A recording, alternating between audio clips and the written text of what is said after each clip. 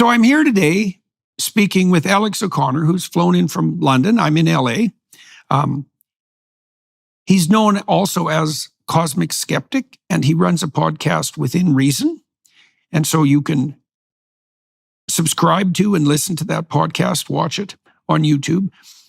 Alex was recommended to me by a friend of mine, John Vervaeke, who was a professor along with me at the University of Toronto. I've done a lot of different public events with John, many conversations.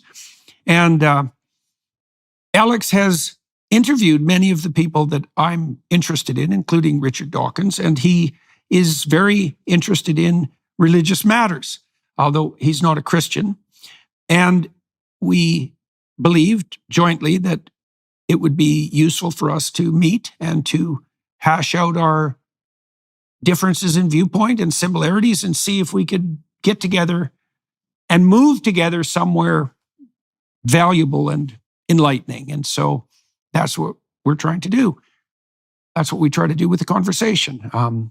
It focuses mostly on the nature of belief, I suppose. That's probably the easiest way to sum it up. What it means to believe something, what it means to have a religious belief, what it means to be committed to a belief. We talk a fair bit about the distinction between, let's say, the distinction between fact and fiction, and the idea that fact reflects the real, but so does fiction. And so, welcome to the discussion of all that.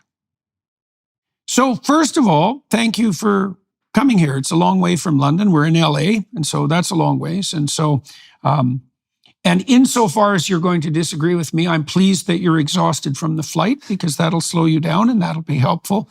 So anyways, seriously, thank you for coming. And of course. So let's start with this, Cosmic Skeptic. Right, okay, so how do you come up with the name, and why the conjunction, and what do you think the advantage is, if any, in relationship to the emphasis on skepticism?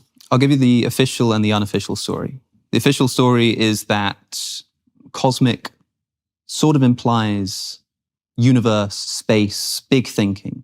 And skeptic sort of situates me within a tradition of people who are interested in interrogating their beliefs to their sort of fundamental grounding, insofar as that's possible. And skeptic is spelt with a K because most of my listeners are American. The unofficial answer is that when I was younger, I knew a guy who was a musician and started a SoundCloud account with the word cosmic in it. And I thought, hey, that sounds like a cool word. And I was starting a YouTube channel and wanted something that sounded cool. And I thought skeptic sounded cool next to it. And I spelled it with a K because I got it wrong. I see. Okay. Well, who knows the actual derivation? And it's a good combination, though, because it's catchy, so that's nice from a marketing side, but it also has this, it's an interesting allusion to the combination of revelation and critical thinking that actually makes up actual thinking, right? Because the problem with being concerned with a vast plethora of ideas is that many ideas are misleading and wrong. And so you have to learn how to combine that openness and curiosity with the capacity to separate the wheat from the chaff. Yeah. And that's the utility of skepticism. I mean, it can degenerate into a kind of argumentative nihilism. That's the downside. But properly applied, it separates the wheat from the chaff, right? And the purpose of that is to keep the wheat. Well, skepticism can only ever be essentially destructive because you're being skeptical of something. Somebody's putting something forward and you're sort of responding to that with skepticism. And so for a lot of people, if skepticism is the thing that you do, then you sort of end up chipping away and ending up with nothing, whereas skepticism is really supposed to be a tool that you use. It is destructive, but in the way that you might sort of carve a piece of marble. Yeah, right. You're intending to get a statue out of it at the end. Yes. Well, that's the thing to always keep in mind, is skepticism in the service of something. Exactly, yeah, it's a tool. It's a methodological tool. It's not a world. You mentioned too, and so I'm interested in your progression in your thinking in relationship to that, because you mentioned just before we actually went on air that had you come to see me a couple of years ago, you might have been more inclined to, I'm putting words in your mouth to some degree, so correct me if I'm wrong, to strive for a victory or to make your point, something like that. And you alluded to the fact that your thinking around that has changed to some degree. I suspect that's probably a consequence of experience. So what's changed? In part, it might have something to do with becoming a podcaster and speaking weekly to people. And you can't keep up that energy. Or you can, but it becomes totally unwatchable. And nobody wants to engage in that all the time. I think there are times when it's worth doing. And to be clear, I still like to disagree and do so essentially unapologetically and bluntly. And that can still come across as quite rude. But I think that the way that I would think about a conversation is that, well, what are we about to do here? A debate. We're about to debate an issue, and I'm going to try to win. And that's, and not even, I mean, maybe there's sort of an element of pride in there. You want to win for that sake, but also you really think, well, I want to win because I think I'm right about this. And if I don't, then, I must have just not expressed myself properly. I think what I probably meant when I was saying that is that I would have had more of that cap on than now, after having so many conversations with so many people and realizing that not only is it more constructive for myself, I've learned a lot more. And now I'm here like, hey, I might learn something today. That would be great. Even if I just learn something about what your worldview is. But also people listening just unanimously say that they prefer it. It's a much... Well, the skepticism. So one of the things you learn as a therapist, for example, is that being right is not very helpful, especially when you're trying to help someone, because whether you as the therapist is right has very little to do with the positive outcome for them.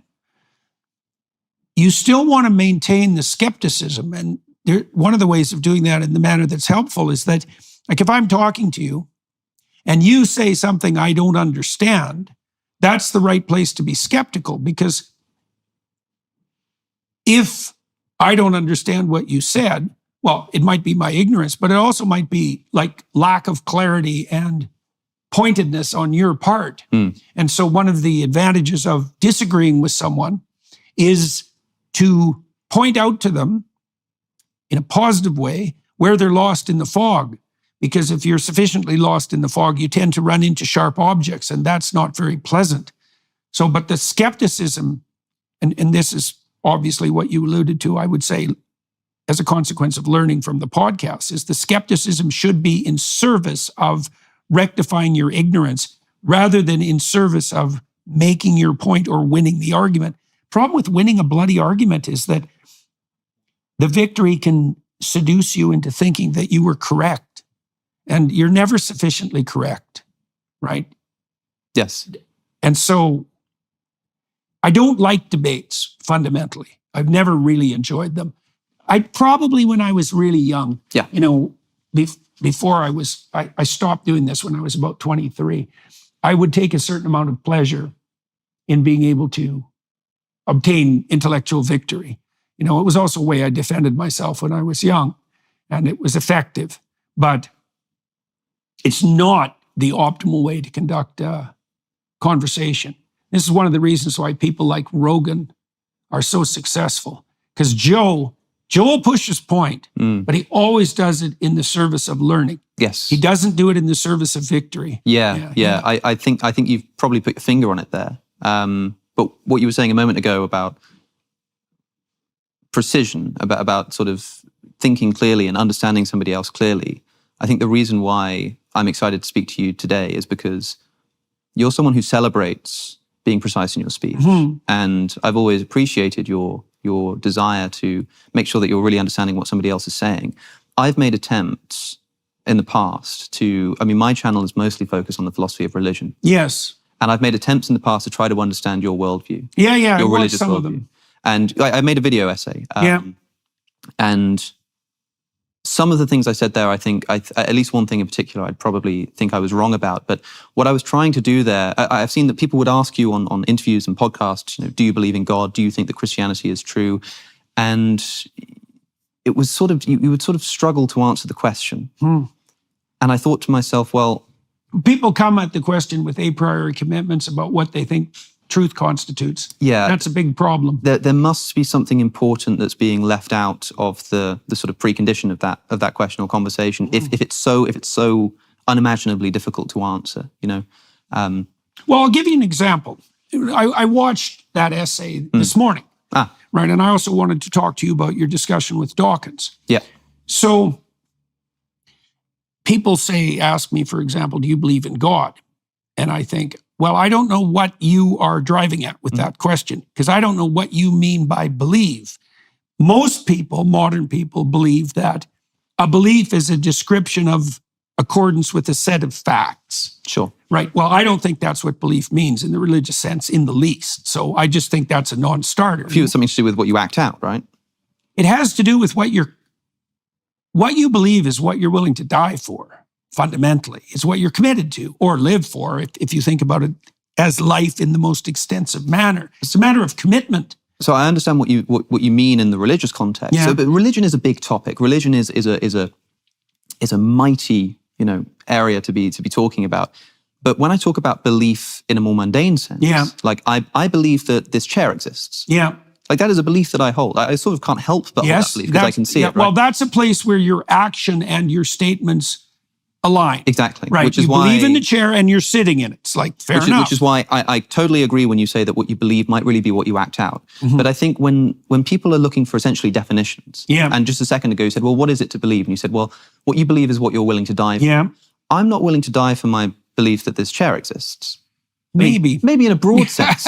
If not believing, that the chair existed required me to sort of give up my trust in my sense data, right, then I might literally die by accident by sort of walking off a cliff because I don't trust my eyes anymore. So it's also not something that you're likely to forego given your role, let's say, as a rational skeptic. That's right. Seriously, like it's a commitment that you've made to a certain view of reality. But you understand surely that when somebody asks, do you believe in God? Although they're asking the sort of subject of the belief is a much more grand entity, the word belief itself, for them, at least in their question, even if you think it's an inappropriate question, they mean something much more mundane. They mean like you believe in the existence it's hard to know. It's hard to know what people mean. Like one of the things I've noticed, for example, is there are no shortage of Christian trolls, right? I mean, there are atheist trolls and there's engineering trolls. There's lots of trolls, but there are Christian trolls. And the Christian trolls, when they ask that question, and it's often the Christian trolls who ask that question, what they mean is, are you in my club? Exactly. Right. Yeah. And my answer is, I'm not even sure you know what club you're in. So there's a trap in the question, which I don't appreciate because I don't like questions that have traps in them. Yes. Now, not everybody who's asking that question has a trap, but many people do. And so I find that off-putting, let's say, because it's manipulative. In terms of that descriptive belief, that's something we could go into. I think we should do that because it does get to the core of the matter that you were attempting to untangle, let's say, in your essay. Yeah, I mean, my understanding of and I had to sort of piece together different things you'd said in different interviews. And I suppose the reason I had to do that was because I didn't have you in front of me. So I'm grateful to have the opportunity now. It seems to me that when you speak of God, you mean something like that which is at the, I don't know if you'd rather say the basis or the top, but the basis or the top. Both metaphors. Of a value hierarchy. And it begins with the recognition that anything that anybody does requires some kind of value, even just to do something as simple as sitting in a chair or picking up a glass. Well, you don't do anything without it being oriented towards a value. Exactly, right. And so even to perceive the glass is something you've spoken about before. Why do I see the glass as one object? Even though it's got multiple parts, it's got a side and a bottom and a top. I see them together in a way that I don't see the cup and the table as one object. Well, you said before, it's because I can grip it. It's sort of functional. It's because I can use this cup. And the reason that I see it in that way is because I can then drink from it. And the reason that I want to do that is because I sort of value my health. And there's sort of a value regress that goes on. Always. And more broadly, this comes out in the question of like, why are you writing an essay? To get a good grade. Or why do you want a good grade? To get a good job. Why do you want a good job? To get money. And you keep going back and back.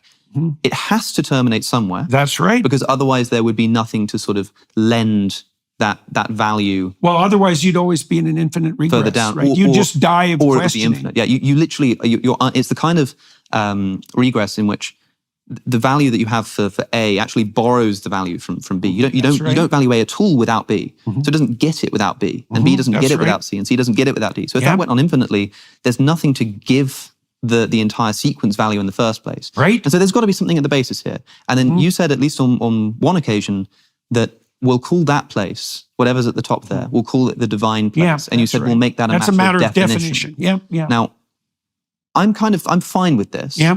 But it seems to me that what you're doing is you're giving a definition of God that makes him partial definition, or makes it him, whatever, unavoidably exist, and also makes it a quite different entity to the entity described by a great deal of, for instance, your Christian listeners, who will say that God is not the basis of a value hierarchy. God is an omnipotent, omniscient, agential being with consciousness that intentionally brings about human beings and sent down a physical man to sacrifice his life in order to save us from our sins. Now, that means that when someone asks you, does God exist? And you say, well, look, I think that's almost an inappropriate question. At times you sort of imply that you don't even believe in atheists because you sort of act as if you believe in God.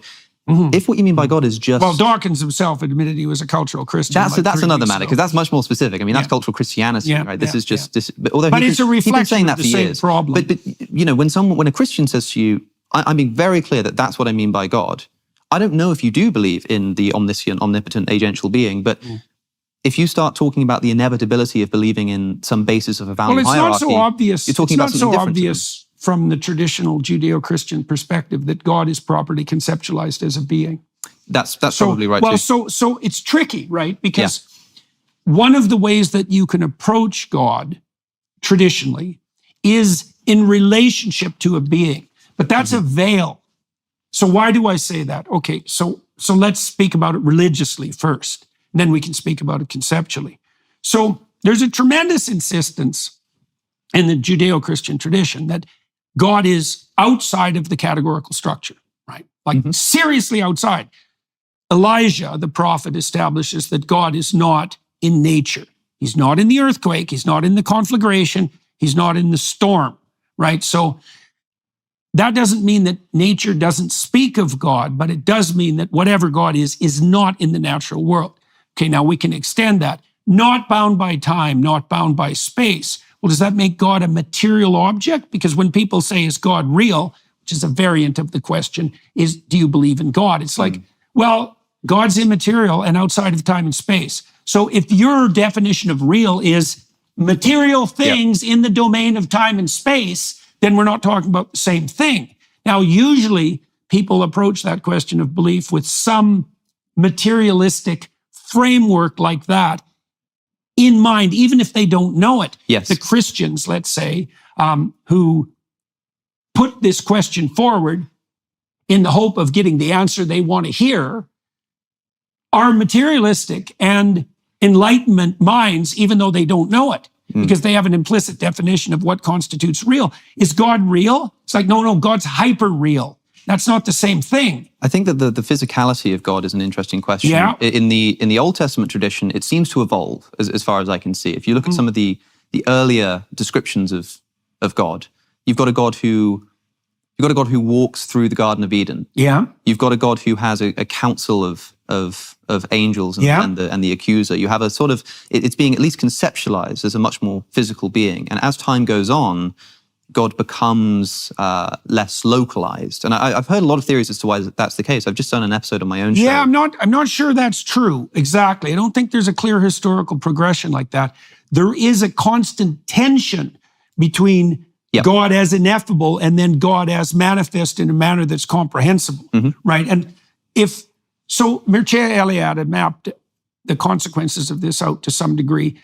So he was very interested in Nietzsche's proposition that God had died. Most people, including Nietzsche, regarded that as like a unique historical event.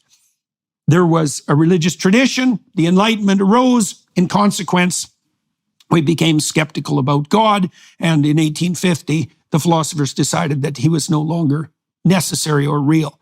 But Eliade, who is a brilliant historian of religions, has noted that this has happened many, many times, that God has vanished, disappeared. And one of his explanations for that is that a God that's too ineffable, so that's completely outside of the categories of time and space, let's say, and who doesn't make himself present as a being, who doesn't have a heavenly council, who has no hierarchy between the pinnacle and earth itself, tends to float off into space. It becomes so abstract that you can't have a relationship with him, and then he disappears. In many ways, this is what Christianity provides with the New Testament and the figure of Jesus. And that's why I think for a lot of Christians, the more important question for you and the question that they're interested in, and you're quite right that a lot of people are like, I want to get you on my team. Yeah. I have no dog in this fight. I'm not a Christian. Yeah. But I know that a lot of Christians are frustrated when they begin asking about Jesus, who's a much more physical entity, right? It's a real human being. It's someone of flesh and blood. It's someone who's physically crucified by the Romans. It's a very different question. It's very different question. And then is seen as a physical entity, at least according to the canonical tradition, by his disciples after he died. Yeah. So when somebody asks you, do you believe that happened? And when I've seen you ask about that question, you tend to still speak in terms of the psychological and the mythological. I think the frustration is that, as you've just said, these are I two don't different mind conversations, frustrating right? Christians in that regard either, because the truth of the matter is, with regard to the gospel accounts, that the mythological and the historical are inextricably cross-contaminated. Sure. There's no pulling out the historical Jesus, right? That's a non-starter. And why that is, I don't know. It's very mysterious. It's very hard to understand, as are let's say, the accounts of the resurrection. Okay, so what do I think about that? Well, I think that denying the historical reality of Christ I think that's just a fool's errand. I don't know why anybody would bother with it. So a man exists called Jesus. We have that much. Now, there's a claim that is attributed to Christ that he is the embodiment or the incarnation, the fulfillment, let's say, of the prophet and the laws. Yes. I think that's true. Yeah. What does that mean? Well, I think it's in the Gospel of John. I think Gospel of John closes with a statement that's something like, if all the books that were ever written were written about the gospel accounts, that wouldn't be enough books to explain what had happened. Yeah, if all the things that Jesus did. Yeah. And there's a truth in that. The truth is that profound religious account is bottomless. And the biblical representations are like that. There's no limit to the amount of investigation they can bear, not least because the text itself is deeply cross-referenced. So there's an innumerable number of paths through it. It's like a chessboard.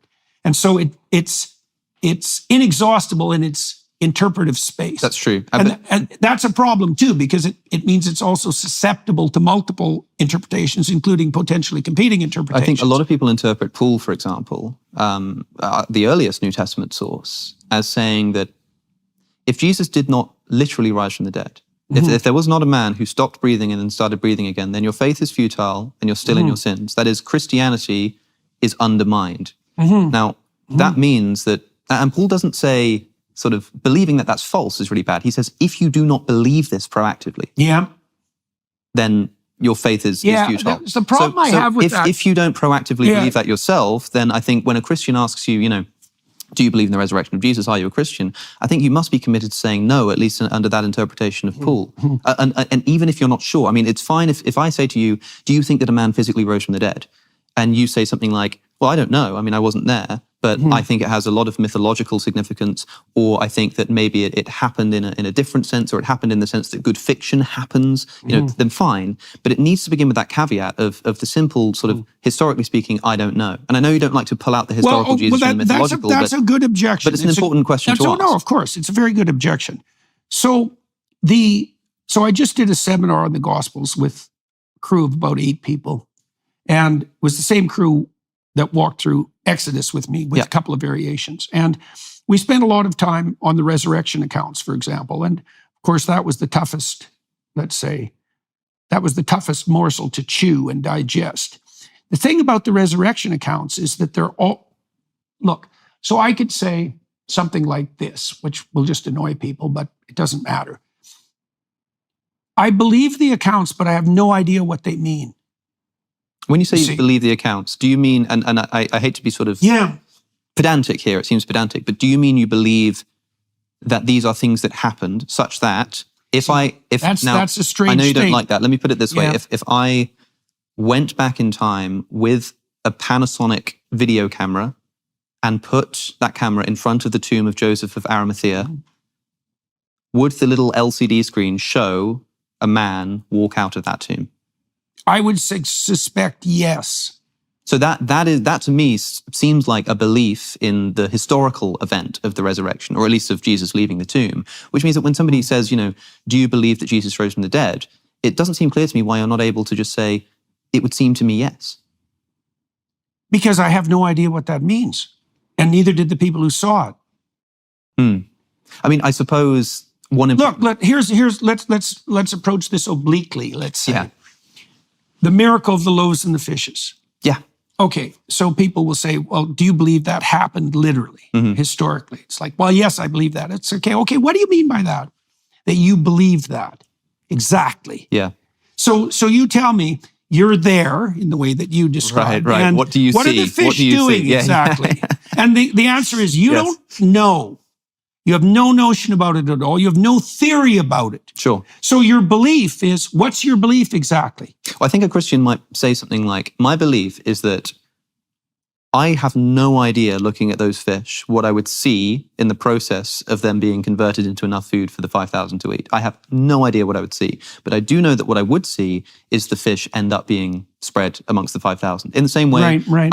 Like if I opened up the water jar, what would I see when the water became wine? I have no idea. Does it sort of blend from one color into another? Does it suddenly snap? Does it disappear and then reappear? I don't know. Right. But what I do know as a Christian is that I would see something at some event in which when I look at the beginning, it's water, and when I look at the end, it's wine. And I mean actually. I don't mean that Jesus turning water into wine is some kind of,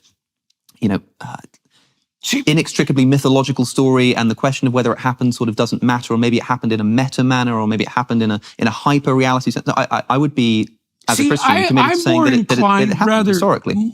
I'm more inclined, rather than to believe, I'm more inclined to understand. And then when I hit the limits of my understanding, I think, I don't understand that. Now, do I believe it or not believe it? I think often, especially with regards to biblical matters, let's say, I have a suspension of belief and disbelief. Yeah, and that's fine too. I think part of the reason that I've been able to be an effective interpreter of the biblical texts, and a relatively scientific interpreter, is because I approach the texts with respect, the same respect that I would approach a lab animal. It's like, I don't know what this is. Like, I seriously don't know. And I'm not going to come at it with axiomatic assumptions that are unquestionable. I'm going to try to see what's right in front of my eyes. I'm going to try to see what mystery reveals itself if I take this phenomenon seriously. This is one of the things that I find puzzling, for example, about Dawkins, because Dawkins formulated the idea of meme, which is, by the way, the same idea as archetype. It's exactly the same idea, except he just stopped. It's like, okay, there are memes, they're selected for. Okay, selected on what basis exactly? Does that mean there's a hierarchy of memes? Are the memes more likely are the memes that are conserved more likely to be, what would you say, viable organisms? And if they're viable organisms, are they microcosms? This is really interesting in terms of the survivability, because there's a point, I've spoken to Richard Dawkins, well, a number of times, but twice on my podcast. And the second time, somebody pointed out to me that there might be a point of agreement between you two that has been overlooked, which is that, I don't know if you've ever come across the evolutionary argument against naturalism, or the argument from reason, the idea that if you're a materialist, you can't trust your reasonable faculties. So Alvin Plantinga formulated this very well, very, very geniusly, I think, in saying that if you believe that evolution by natural selection happens materially, what does natural selection select for? Survivability. So if you're a materialist, that means that the very rational faculty that you're using right now evolved not to be sensitive to truth, but to survivability. Yes, that's right. And if that's the case, well, definitely. Why do you believe in the truth of evolution? Well, because you've been rationally convinced of it.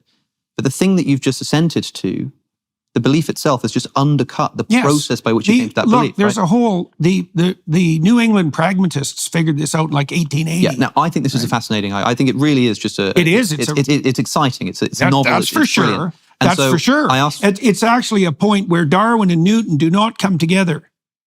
How do you mean? Well, the Darwinian definition of true and the Newtonian definition of true are not the same thing. Here's the thing. You had a conversation with Sam Harris. You've had a number, but one of them, I don't think it was a live event. I think it was before that. You're talking about truth. Yeah, and you're very trying awkward second talk I had with him. I was extremely ill. It was Do you know, it was awkward to listen to because it felt very much like, and I remember at the time thinking, what is this Jordan Peterson talking about? Like truth is like Darwinian, truth is about like survivability. Well, what do you mean? Truth is truth. True the way an arrow flies. Yeah, right. And now I asked Richard Dawkins about the evolutionary argument against naturalism. Yeah. I said, well, how can you know that what you believe is true? And he said, because believing true things makes me more likely to survive. Hey, watch where you go with that. I didn't catch it at the time, but I thought to myself afterwards, it was one of my commenters on Patreon actually had mentioned this. He was listening to Richard, and I said, but sometimes it's at least possible that something that's false helps you to survive. The rustling in the bushes, believing that that's a lion every time or a tiger, even if it's not, that helps you to survive because that one time that it is, you're still going to run away. And it costs you nothing to run away when it's not a tiger. So believing it's a tiger, even when it's not, is going to help you to survive. That's why we have a negativity bias. Yeah. And Dawkins says, well, yeah, of course, there are some circumstances where believing something false could be beneficial to survival. And I said, well, how do you know that 2 + 2 = 4 is not one of those? And it seemed as though he was just saying that believing that would not be advantageous to our survival, which might well be true. But if that's the case, then suddenly I'm listening to what you're saying about truth being more sort of Darwinian and related to survivability. And I think maybe you two would agree there. And then I think, well, why is it that when you sit down with Richard Dawkins, you find it difficult to have a conversation with each other? And well, I think it's partly because we don't know each other very well. That's right. Also and so, true. And also, there are things he knows that I don't know. Yeah. And there are things I know that he doesn't know. Now, I would say in my defense that what would you say? I'm more aware of the things he knows that I don't know than he is of the things I know that he doesn't know, right? So, for example, as far as I can tell, Dawkins doesn't know anything about the Jungian tradition of literary interpretation. And that actually, if you're going to talk about religion, that's actually a fatal flaw, right? So, and, he's called me, for example, drunk on symbols. It's like, well, the imagination is a biological function. And it has a structure and a purpose, and it has its own logos, its own intelligible order. And if you're not aware of that order, that doesn't make me drunk on symbols. It just means you don't know what you're talking about. Now, that frustration that you appeal to there, when you hear Richard Dawkins, I think Terry Eagleton said that listening to Dawkins on theology is like listening to somebody write a book about biology whose only knowledge of the subject is having once read the Great British Book of Birds. And okay, fair enough. But that actually turns out to be a real problem. And it's a problem with regards even to the meme idea, because you don't have to extend Dawkins' work very far to understand that religious stories are memes. Sure. Right. Yeah. Well, and there's a hierarchy of memes, and some of them are very functional. But then here's the thing, like that frustration that you're sort of throwing in that direction, I think people throw towards you when you say, well, religion, you don't have to look very far to see that religion is a meme. Well, without further clarification, and of course there's going to be it, you can understand why to somebody first listening, that sounds almost atheistic, or religion is a meme. No, religion is not a true historical account of the history of the universe. It's not a true historical account. It's a meme. Now, when you say that the resurrection of Jesus. Well, what does it mean historically that the Spirit of God brooded upon the primordial waters? Like, what does that mean historically? Well, no one knows. I agree. What that means historically. I don't think that at least most of Genesis or parts of Genesis are supposed to be. I mean, the Bible is a library, right? It's not a book, and that means that it's going to contain different genres. That's for sure. And so when I read and some of them are more historically accurate, and some of them tilt more towards that kind of elusive. I don't mean elusive I mean ALLUSIV. Elusive, yeah, sure. Right? That elusive and symbolic form that characterizes Genesis 1. So because there are different genres here, it depends on what story we're talking about. And I think that what I often observe you doing is we might talk about Christianity, and if you aren't comfortable committing to a historical ideal, you'll start talking about the Spirit moving over the face of the waters, which is obviously a much more mythological ideal, and not quite equivocating them, but moving between them too quickly and not delineating them enough. So if I asked you, do you think that the Spirit moved across the face of the waters, and you said to me something like, I think it's still happening. Right, that is what I would say. Hey, fair enough. Yeah, that makes sense. It always happens. It happened at the beginning of time, and it's always happening. When somebody says, did the Exodus story happen? Did the Jews enslaved in Egypt break free of their slavery and move to the Promised Land across the desert for 40 years? Did that happen? You have also said, of the Exodus specifically, it's still happening. Yes. Now, to me, that's far more inappropriate than saying that the Spirit is still moving across the face of the waters. Because I think what people mean there is, do you believe that these people in that time period actually did this in such a way that, for instance, might show up in an archaeological report? Well, I think that's the simplest answer to that is probably. Sure, and that's fine too. But we don't know. There is, like, to the degree that there's been archaeological investigations into the kinds of biblical narratives that you've described, the archaeological evidence tends to fall on the side of historical accuracy in relationship to the Bible, quite surprisingly often. Clearly, you spent more time in Exodus than probably any person I've ever met in person, right? Clearly, the story sort of captivates you, and you think it's really important and can teach us a lot, right? Yeah, of course, it's infinitely deep story. I think most people speaking to you already know that you think that, right? And so when they ask you a question, when they suddenly say to you, "But do you think it really happened?" Well, what the hell does that mean? You must know that what they mean is what I was talking about a second ago, which is that sort of. What? Okay, so fine. So it's easy just to turn this around. It's like, okay, what exactly happened in your historical account when Moses encountered the burning bush? I don't need to know exactly what happened. What I need to know is I'm not asking you specifically I know. Or attacking you for that. What I need to know is that if I sort of went to the Egyptian desert at sort of the time that this story is alleged to have taken place in history, would I see a mass movement of Israelites from Egypt into the Promised Land? Would I see people with feet walking through the desert, leaving footprints? Well, let's take it apart rationally. So, but you also understand that when someone's asking that, and you like, even if you don't like the question, you must understand what someone's asking. Oh yes, I understand many of the things that they're doing simultaneously. Then you must also understand that when you then say it's still happening, people just go, "What are you talking about?" Yeah, well, I would say that's not my problem. But it becomes a problem when you understand that someone's asking a quite banal historical question. Yeah, but you don't get to do that. But why not? Because the stories that you're dealing with aren't banal. I agree, but like so you can't reduce them to something banal, even if it's what would you call it? Even if it's reassuring. This actually happened. Then what do you do with the burning bush? So this actually happened. One comparison I would make is between this and talking about fiction more broadly. Yeah. Right. Well, you got it right earlier. I would say you noted that the stories in the biblical library leap across genres. Yes. Right. Well, we know this because sometimes they're poetry and sometimes they're song. Yeah, exactly. Like, and so in any given story, there's going to be historical account plus mythological overlay, and you have to be a discriminating reader to kind of see what's different, and you don't just get to say, well, all the mythological symbolism is historical reality. Yeah. It's like, no, it's not. But here's the thing, for example. So like take a piece of trivial fiction like Forrest Gump. Yeah. Right?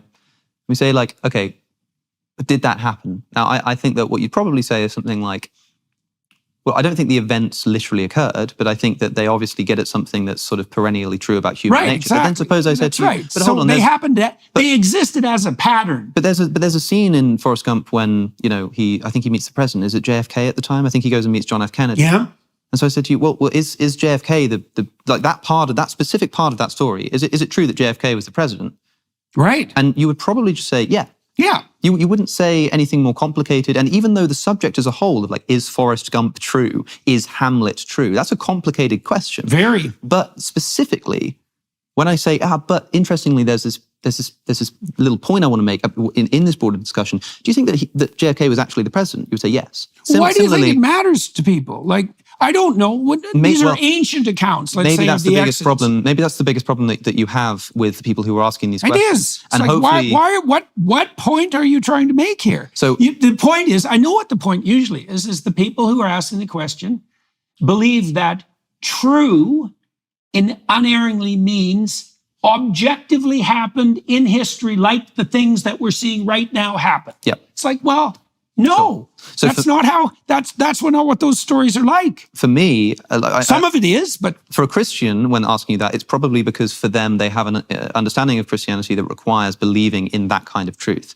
For me, yeah, no, that is. And the reason why it. I hope that like me asking these questions will be less frustrating to you is because I have no desire for that. I don't care about that. I'm genuinely just interested in what you think. Yeah, and so understood. my desire to know whether you think Exodus historically happened goes no further than a point of interest about your beliefs. Well, so there's elements of especially the setup to the Exodus story that strike me as very, very plausible historically. Mm-hmm.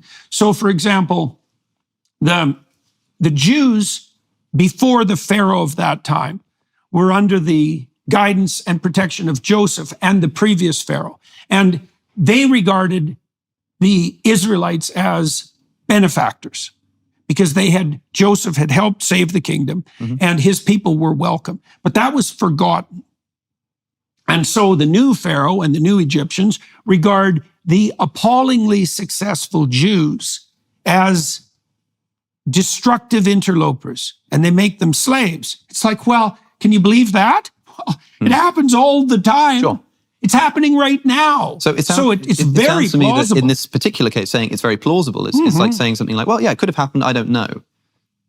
Well, I don't know. So when I don't think anybody knows. So when somebody asks, did the Exodus really happen? That word "really," when they say, like, if I just said really is the crux. If I said, did the Exodus happen? And I'd understand why you would then say, well, you've got to understand what kind of story this is. Fine. Yes. But then if somebody says, yeah, but did it really happen? Well, which parts of it? Even if they're not expressing it very well, like what they're getting at there is they're trying to emphasize the historicity. They're trying to say, yeah, but did it historically happen? Probably is what they mean by the word really there. Right. But the thing is, it speaks of the problem is that Christians who ask that have a metaphysics that's not Christian. Mm-hmm. So it's a non-starter, the question. It's like, you're asking me the question a materialist atheist would ask. And you want me to give you an answer that bolsters your faith, but the presumptions of your question are Enlightenment atheistic. So it's like, I don't know how to play that game. So do you think that to be a Christian, you don't need to believe in the historicity of the Exodus or the resurrection of Jesus, for example? Well, I think those are separate issues, actually. Okay, yeah, that's probably right as well. And interesting, I spent, last night, it's a bit of a time delay, so it feels like longer, but last night I was having a conversation with a friend of mine. I said, I'm speaking to Jordan Peterson tomorrow. I was thinking, how can I prepare for this? And we ended up, my friend NGUYIN's his name, we ended up having a conversation about whether Hamlet is a real person, right? And that was probably better preparation than anything else I could have done. Yeah, what I realized that's a good question. So take, if somebody asks, was Hamlet a real person? Sort of naively, I say, have you heard of the story Hamlet? Oh no, is that a real person? Right. I would say no. However, there is a sense in which, and I'm trying to understand what you're saying here. Yeah. There is a sense in which there are a lot of characters, infinitely many characters that Shakespeare never wrote about. Yeah. Right? Those characters seem to exist less than Hamlet does. Yeah. Even if Hamlet exists less than Jordan Peterson, Alex O'Connor do in the Hamlet might exist more than me and you. Well, okay. One of the things you, but not me. One of the things you pointed to in the analysis that you did of a talk I had with Jonathan Pajot is my somewhat tongue-in-cheek comment that God is the ultimate fictional character. Yes. Right, which I think is a hilarious line, by the way. Yeah. By the way, I think I misunderstood. Now that I've watching that back, that's the thing I say. I think I might have misunderstood. And maybe that's what you were about to tell me. I shouldn't interrupt. Let's walk through that. Yeah, because people see, and this is part of this underlying materialist, atheist, Enlightenment ethos. People think that fiction and fact are opposites. It's like, no, they're not. Okay. Not at all. Okay, so let's use an analogy to begin with. What's more real, things or numbers? Mm-hmm. Okay, now I'm not going to make a case for either of those positions. I'm just saying that's an actual question. Yeah. You talk to mathematicians, they think, well, numbers are way more real than things. Things are evanescent. They disappear. They flash in and out of existence. Numbers are permanent. Yeah. And then you could think about it biologically. It's like, well, how useful is numeracy to survival? Yeah. Like very, right? When you become numerate, you're powerful in a way that the mere grip you have on the individual facts doesn't afford at all. So there are forms of abstraction that are clearly more real than the things from which they're abstracted, or at least as real. I would say more real because they're so powerful. Well, fiction is an abstraction. Sure. Right? And so did Hamlet exist? It's like Hamlet is the pattern of character that existed in multiple people over a very long period of time. And so Hamlet is an abstraction, like Raskolnikov in Crime and Punishment. Did Raskolnikov exist? It's like Raskolnikov existed in the soul of every Russian from like 1850 to 1990. Sure. Right. And so is it real? It's like, it's hyper real.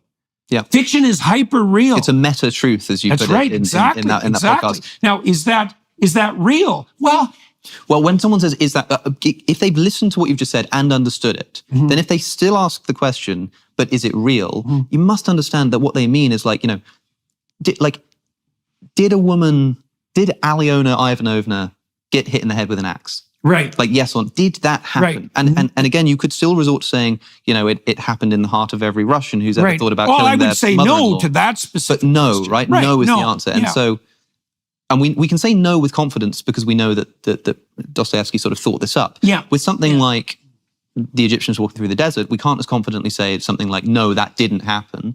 But we'd have to be more humble in saying something like, I don't know. But the comparison I made in this video, I put two questions side by side. You were asked by Douglas Murray, did Raskolnikov exist? And you say, well, I think that the events literally didn't happen, but that kind of misses something and there's something more to talk about. And then you're asked, the pattern is extremely real. Sure. Then you're asked about Cain and Abel. Did the story of Cain and Abel happen? Yeah, that's like better example. A famous, the question, did that happen?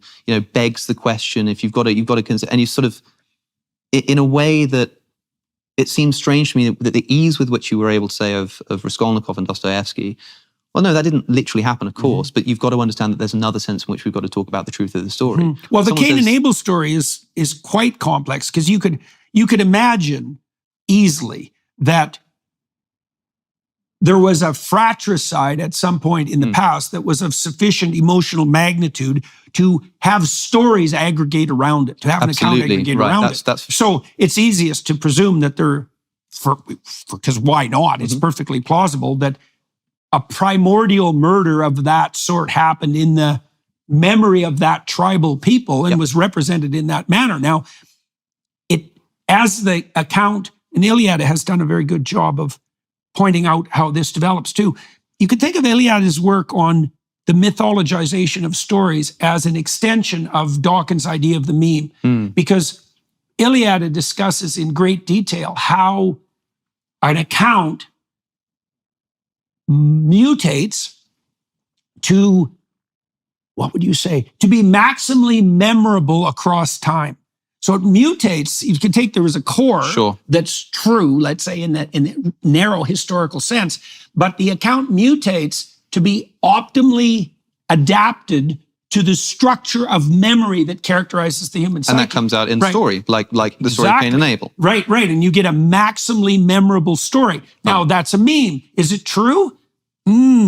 That's a hard question because, you see, I think Cain and Abel probably belongs more on the sort of brooding over the face of the waters category than it does Exodus category, for example. So I think with Cain and Abel, there's very little detail in it that would make it a specific historical event, right? I mean, because it's two generic brothers and there's a generic murder. But it's interesting too, because even in the case of a specific fratricide, let's say, that actually really happens in the world, well, there's all sorts of principalities involved in the background, right? So, for example, I spent a lot of time looking at Dylan Klebold's accounting of his mental state before shooting up the Columbine High School. Well, if you read that, it'll make your blood run cold. Oh, yeah. He's obviously possessed, whatever that means. Well, happy to accept the word possessed. Well, look what he did. Knowing, in part, don't take this the wrong way, knowing that I'm speaking with you, I'm not going to take that as literally as I would if I was speaking to literal is a very hard thing in a circumstance like that, because Klebold invited something in, and it wasn't pleasant. and it had its way with him, right? And the results, although dreadful, were nowhere near as dreadful as he was hoping they would be, right? It's dark. And is that real? So what happened there? It's like, well, one way of describing it is that, a alienated young man shot up a high school. Another way of representing it, which may be more true, is that it was another, what would you say, punctuated episode of a cosmic drama that's been going on forever. Fine. And it isn't obvious to me at all which of those two accounts is more real. Well, it depends on what specific questions being asked. For example, right now, suppose that you were a witness to this crime and the police pull you into questioning as a witness. Yeah. And they say, we're trying to gather information to try and, catch the suspects. So suppose that there's no suicide involved. The suspect's at large. Yeah. And they're trying to get your help. And they say, so Dr. Peterson, what happened?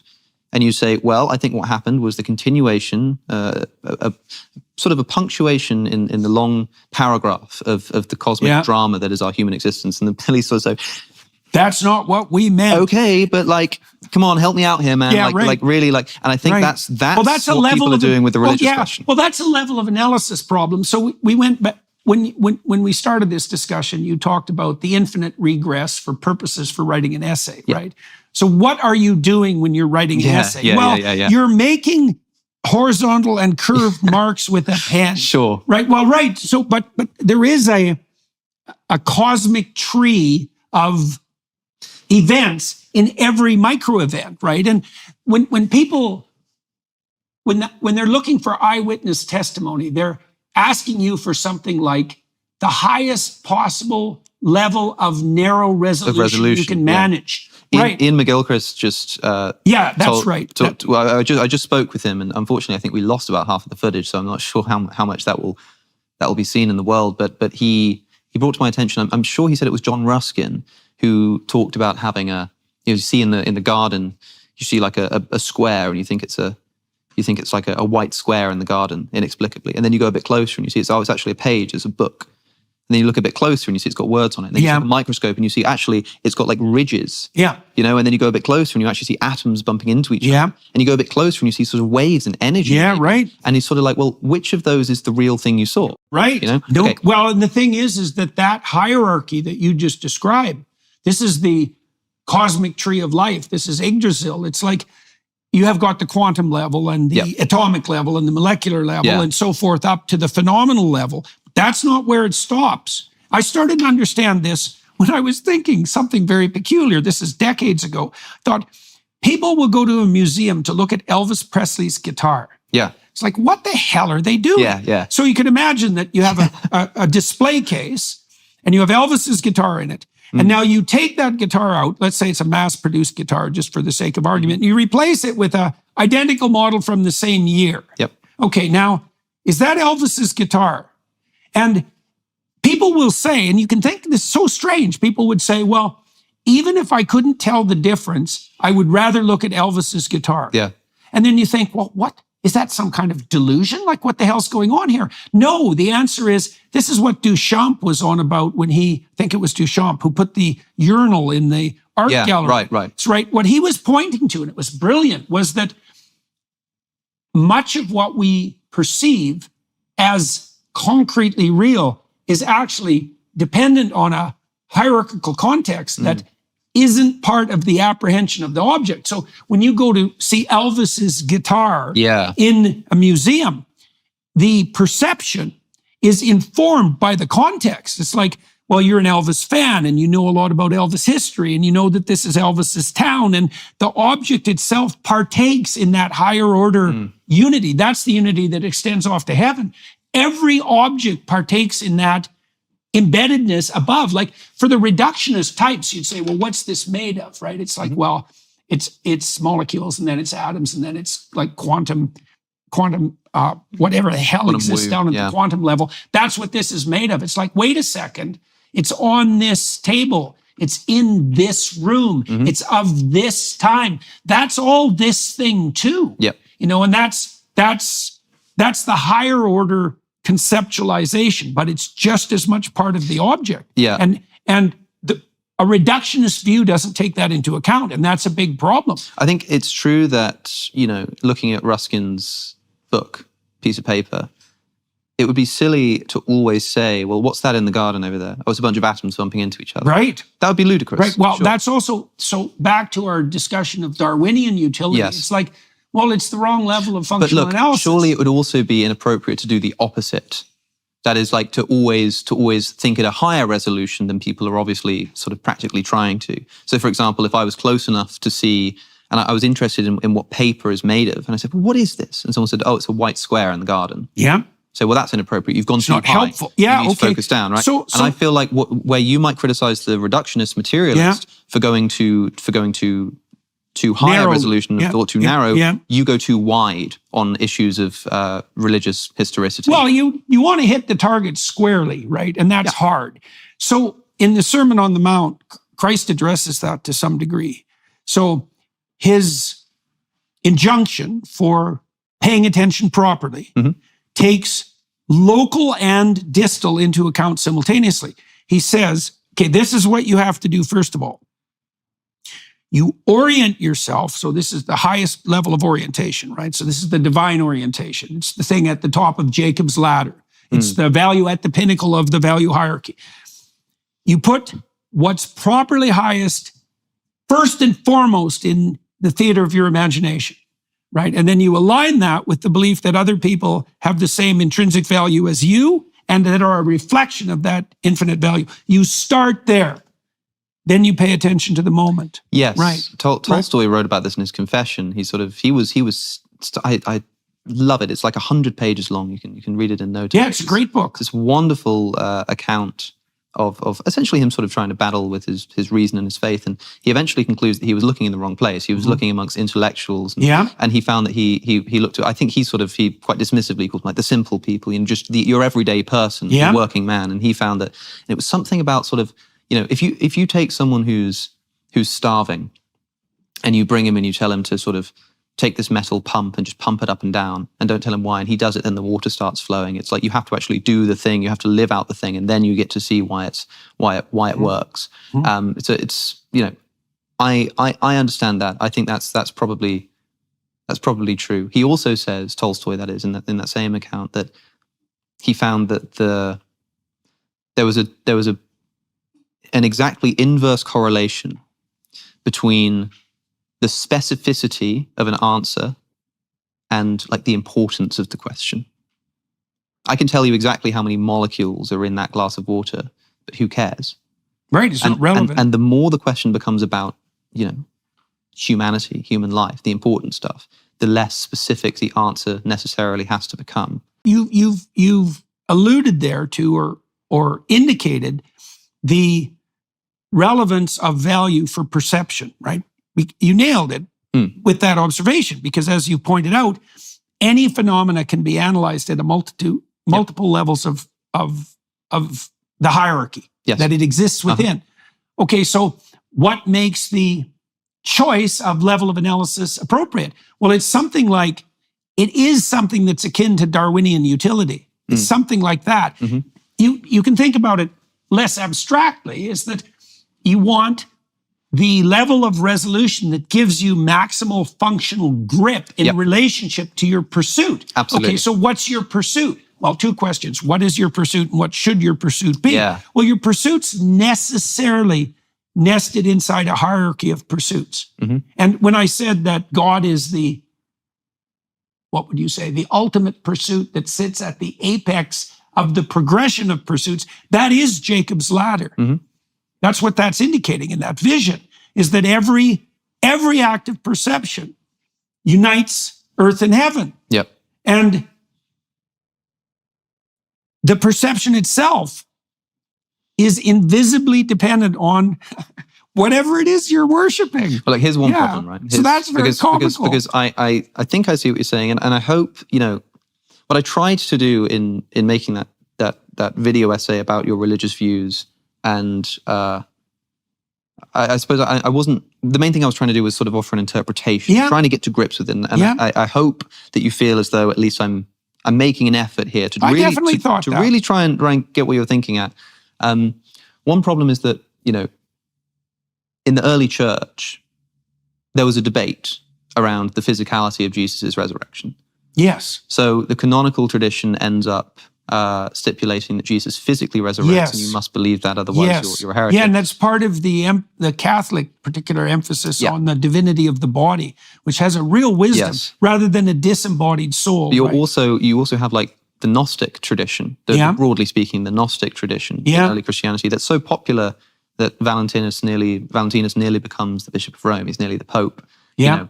And there's I talked about this the other day, and I should have looked it up. I can't remember which church father it was that was telling the church community, the early church community, when you go to a new place, don't ask to be taken to the Christian church. Ask to be taken to the Catholic church, because otherwise you might end up in a Gnostic church. It was so popular. Right.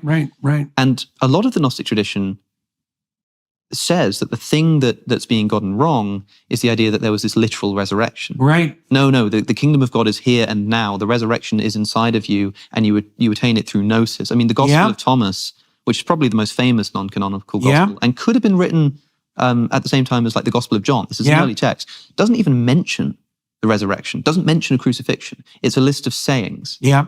And the very form of that book, as one scholar whose name I've forgotten, unfortunately, has pointed out, of that collection shows that these people believed that the thing that's important is not what Jesus did, but what he said. The thing that's important is the knowledge. The thing that's important, right? And so this resurrection stuff sort of doesn't matter. Now, the thing is, in that early church community, somebody who said, well, this question of like the resurrection is a physical, historical event, that you're kind of missing the point. The thing that matters is like, the resurrection that takes place inside of every person. Yeah. It sort of sounds a little bit like the kind of approach that you would take. Now, if that's true, that would mean that in the early church, you'd have been condemned as a heretic. So when a modern Catholic says to you, Jordan Peterson, are you a Christian? What do you think about Catholicism? I think that the reason that they're interested is because if it's true what I'm saying, then they would have to say, I suppose, at least according to my understanding of Catholicism, that's a form of Gnosticism. I can't count you among my number. And so I think that's probably why people are interested. And I wonder if you agree. Well, what would you say? That would constitute a genuine form of inquiry, for sure. And I wonder if you feel like you're, I don't know. See, one of the things I really like about the bodily tradition of the resurrection is that what it does that's so remarkable is that it doesn't desacralize the body. And that's very, very important. I think the fundamental problem with Gnosticism is that it's very easy for it to become a doctrine that's contemptuous of the body and contemptuous of the material world. A great deal of the Gnostic tradition literally believes that the material world is created by an evil demiurge. Right, exactly. Right? Well, exactly. And Jesus comes to save us from that. The insistence on the bodily resurrection is a medication against that. And it's an effective one. I would really love to ask about Genesis. This might be a bit of a tangent, and tell me if it's uninteresting to you, but there's one Gnostic text called the Testimony of Truth that was discovered in the Nag Hammadi library. And this is buried probably around 300 AD. So it must be earlier than that. It's a fairly early text. And this text identifies the serpent in the Garden of Eden with Christ. And this is fascinating to me because when I read as a leader to illumination. Yes, yeah, exactly. Now, when I read tradition that makes the serpent a higher god than the original God because he's the agent that calls to conscience. Yeah. Now, of course, the serpent. Yes. Now, the serpent is never identified as Satan or the devil, except by Christian tradition. It's just the serpent. Now, there's so much interesting about this. When I first read the Genesis, when I read, even the classic Christians often regarded the fall as the, what would you say, fateful but heaven-sent error that made the incarnation of Christ both possible and necessary. Sure. Right? So it's very interesting because there's a gloss on that where even in traditional Christianity, the serpent becomes that's right. Yeah, exactly. It gives you Christ. And Jesus at one point compares himself to a serpent in the Gospel of John, early in, it wasn't the first time, but the first time I really tried to read the Genesis account of the Garden of Eden. And I was doing it in the service of sort of producing a video. I was like, I want to revisit the story, make sure I sort of understand it properly. I'm reading this text, and God says, you can eat of any of the trees, but not the tree of the knowledge of good and evil. And immediately you think to yourself, why not? Why wouldn't? And some people like to say, it's because that's actually, by eating of the tree of the knowledge of good and evil, you get to dictate morality. So Yeah. It doesn't read like that to me. It reads to me like knowledge of good and evil. Let's just take it at face value to start with. It's like, why not, God? Why not? Well, we're not told, but don't do it, because in the day that you eat of it, you shall surely die. Yeah. Now the serpent comes along, and the serpent is described as more cunning than any of the animals that God created. Yeah. I don't speak Hebrew, unfortunately, but where it says, for example, more cunning than any of the beasts that God had created, that could mean of all of the beasts that he'd created, or more cunning than the beasts that he had created. Almost as if this is a being in the garden that God himself didn't actually create, or God isn't sort of connected to in the same way. Because why is the serpent there in the first place is a question that's worth asking. Okay, That's for sure. so you have the serpent, and that word cunning. I thought to myself, well, what does that mean? So I looked it up, and it's the word like arum or arum. I don't know how to pronounce it, but I looked elsewhere in the Old Testament, and it's used in a few different ways. It means cunning, it means subtle. Subtle, yeah. Throughout Proverbs, it's used consistently to mean sensible, or to mean prudent. And so there's one reading of this. Now the serpent was more sensible than any of the other beasts of the Garden of Eden, and he comes to Eve and says, "Did God say that if you eat of that tree, you'll surely die?" And she says, "Yeah, no, that's what he said." And he says, you will not surely die in the day that you eat thereof. God just knows that you'll become like him, knowing good and evil, and he doesn't want that. So Eve looks at the fruit, and she eats the fruit. And does she die in the day thereof? Well, again, a complicated question, but on face value, no. She doesn't die. She gives them to Adam, he doesn't die. And what does happen? Well, God says to them, or God says, "Now they have become like us, knowing good and evil. They must be banished from the garden, so they do not outstretch their hand and eat from the tree of life." So it seems to me that you've got this serpent who could plausibly be described as the most sensible of the animals, telling Eve, seemingly the truth. The people who regard Milton's Satan as an admirable revolutionary tend to have the same attitude towards the serpent in the garden. And it's a very complicated issue, because even to the degree that the serpent is an agent of Lucifer, which I think is an extraordinarily profound reading and overlay on that initial story. I think it's remarkable.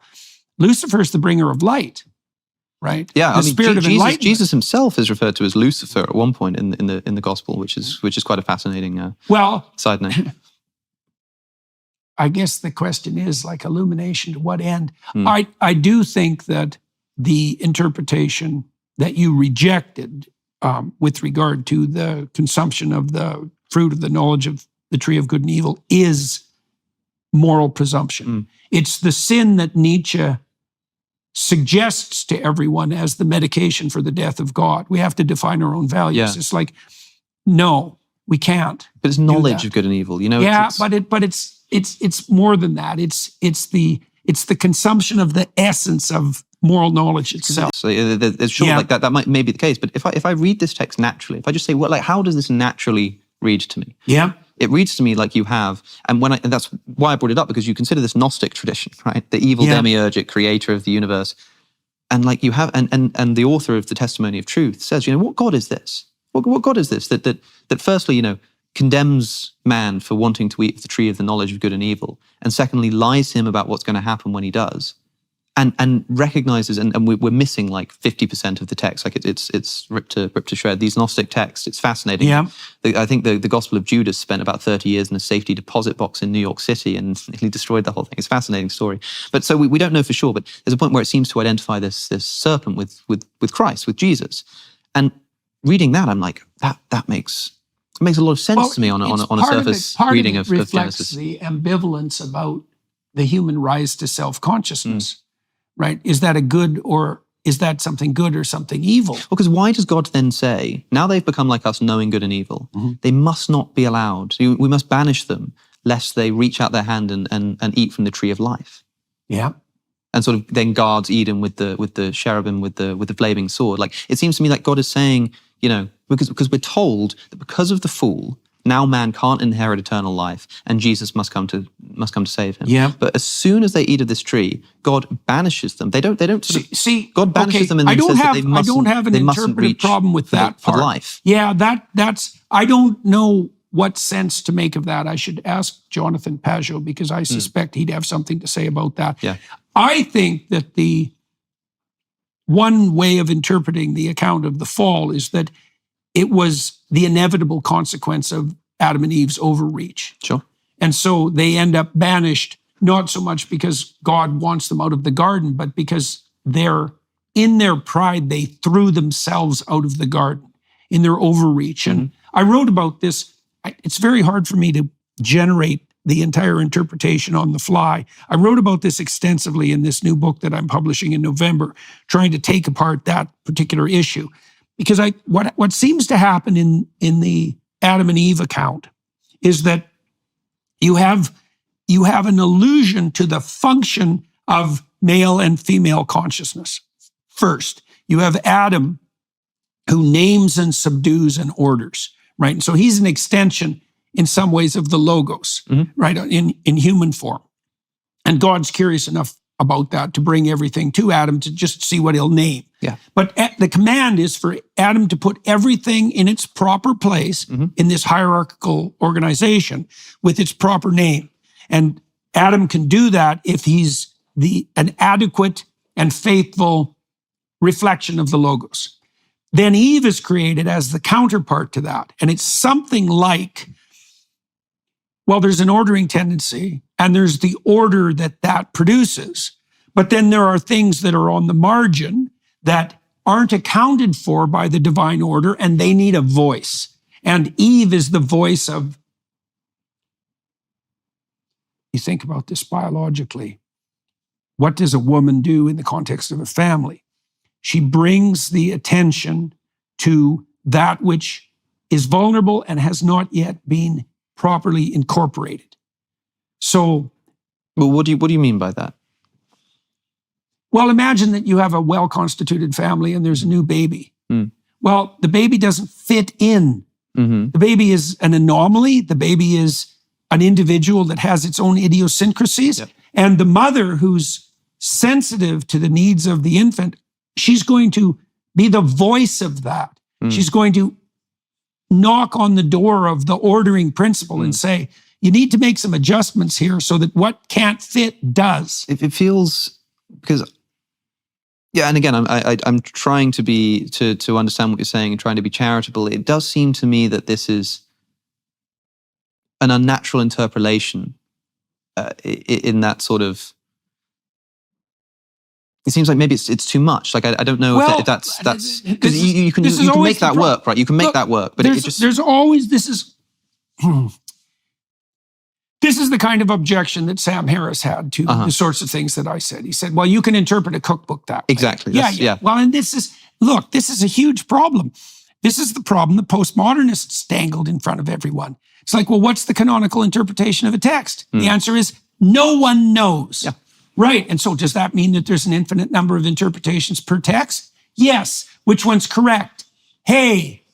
Now, that problem, I think, to some degree, has actually been technically solved. Well, the large language models do this. Okay. You bet. Right. So I've been talking to one of my colleagues about a new discipline, which is something like computational epistemology. Well, because the large language models track patterns of interrelationships between words. Okay, so when you're trying to interpret something like the story of Adam and Eve, the story is the words, the story is the letters, the story is the words, the story is the phrases, the story is the sentences, and the paragraphs, and the chapters, and the whole biblical corpus, plus the entire bloody culture.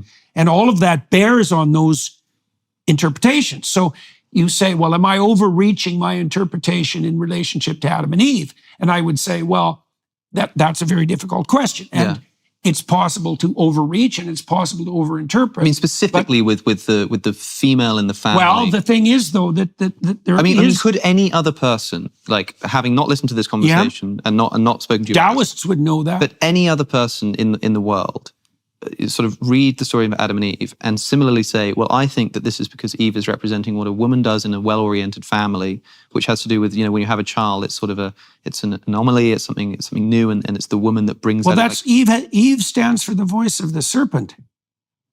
Right? Yeah. The thing that's excluded. That's true, but yeah, but that's exactly the point. Is that's exactly so? Would someone else come to that conclusion?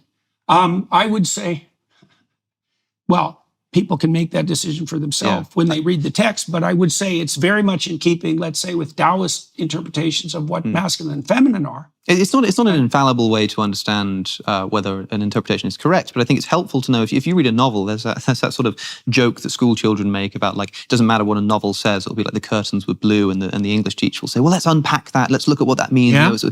Right, and people make fun of that because that's their experience in school. Yeah. I think that one way to understand if we're doing this appropriately is if two people simultaneously think, oh, actually, the fact that the curtains were blue is significant here if you consider this. So it seems to point to that. If people can independently, even if they don't get it quite the same, recognize that that's significant. Yeah, It's helpful to understand that there's something legitimate about that kind of analogy. Definitely. This is actually part of the reason that I became so interested in the Jungian Iliad, Erich Neumann's school of mythological interpretation, because that's exactly what they did, was they took patterns of interpretation, let's say of masculine and feminine, from multiple cultures and looked for overlap. Yeah. Okay, when I wrote Maps of Meaning, so I did that. I used the Jungian works in that regard, but I also used what I knew about neuropsychology and neuropsychopharmacology, with the presumption being that if all of these pointers pointed to the same thing, it was probably there. That's multi-method, multi-trait construct validation fundamentally. And the notion is that your senses do the same thing.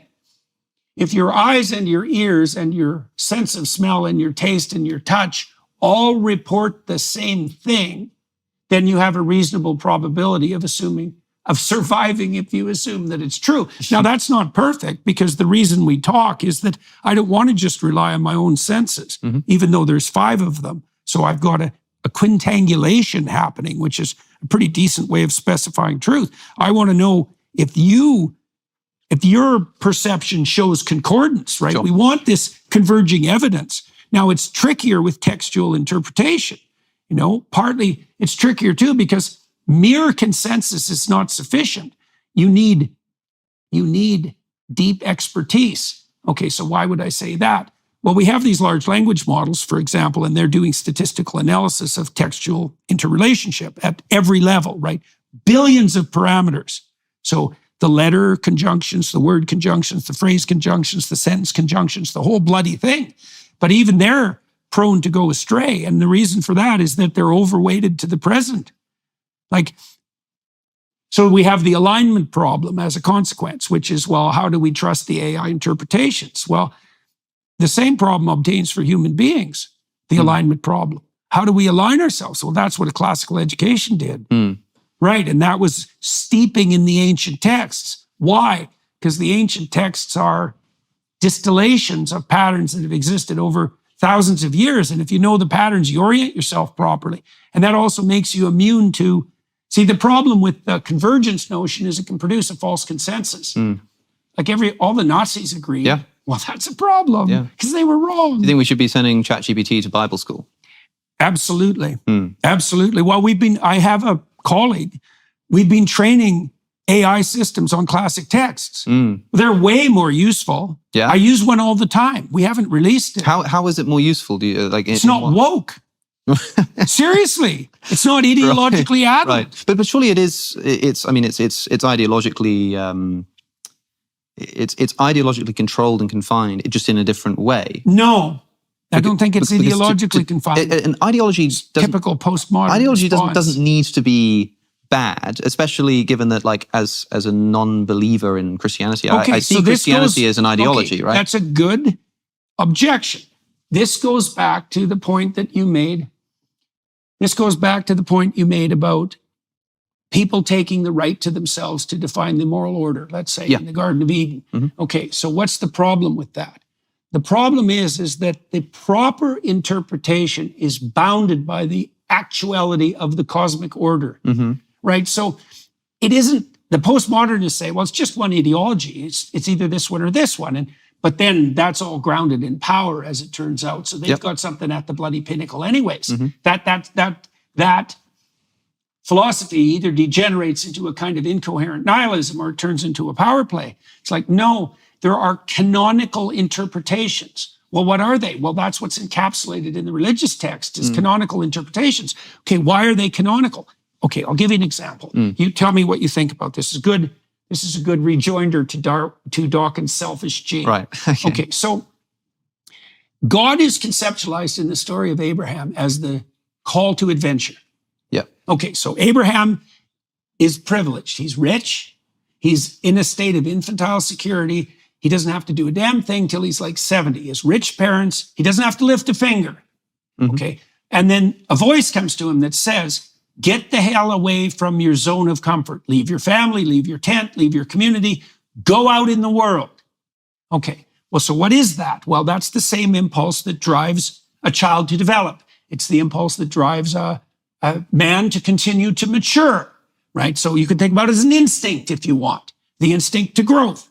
Okay, God makes Abraham a deal. It's such a stellar deal. He says, look, if you listen to this voice of adventure, if you commit to it, if you live by its dictates, and you make the proper sacrifices along the way, this is what will happen to you. You'll be a blessing to yourself. Okay, so that's a good deal. That's a nice start, right? So you don't have to be miserable and self-conscious, right? Aware of your own nakedness. You can start to walk with God again. Okay, but more, you'll do that in a way that will ensure your valid reputation. So that's a good deal because you want to have a reputation that's distributed in the social community, obviously. And if it's based on something real, so much the better. Then you're not a charlatan or a fake or a psychopath. Okay, but that's not all. He says, you'll do that in a way that will enable you to establish a permanent dynasty that will cascade down the generations. And that's not all either. You'll do all that in a way that's beneficial to everyone else. So this is so cool because it speaks of, it's something like the tree of life. It speaks of a concordance, right, between the instinct to mature and develop, that calling of adventure, the pathway that actually works best for you, the pathway that works best for you and establishes something permanent in a manner that enhances your reputation, that cascades down the generations. Okay, now Abraham is offered, if he follows this pathway, God says, well, you'll be the father of nations. Okay, so now imagine this. This is contra the selfish gene, let's say. The human pattern of reproduction. Dawkins' mistake was that he thought reproduction and sex were the same thing. And they're not. They're not, especially not in the human case, because human beings are high investment, long-term maters, right? Sure. So we have very few offspring and we invest like mad in them. Pair bond, you live long enough to be grandparents, you put okay, so that means that to be the proper father, you have to act out a sacrificial ethos. Okay, the idea in the story of Abraham is that if you act out that sacrificial ethos properly, which aligns the spirit of adventure with the harmony of the community, you will act in a manner that best ensures the long-term survival of your offspring, right? So you can imagine it's not just the contribution of sperm to egg, it's the development of an ethos of paternal care that increases the probability that your children will be successful, but also in a way that increases the probability that their children will be successful. All right, so that's an alignment with a genuine cosmic order. It's not arbitrary.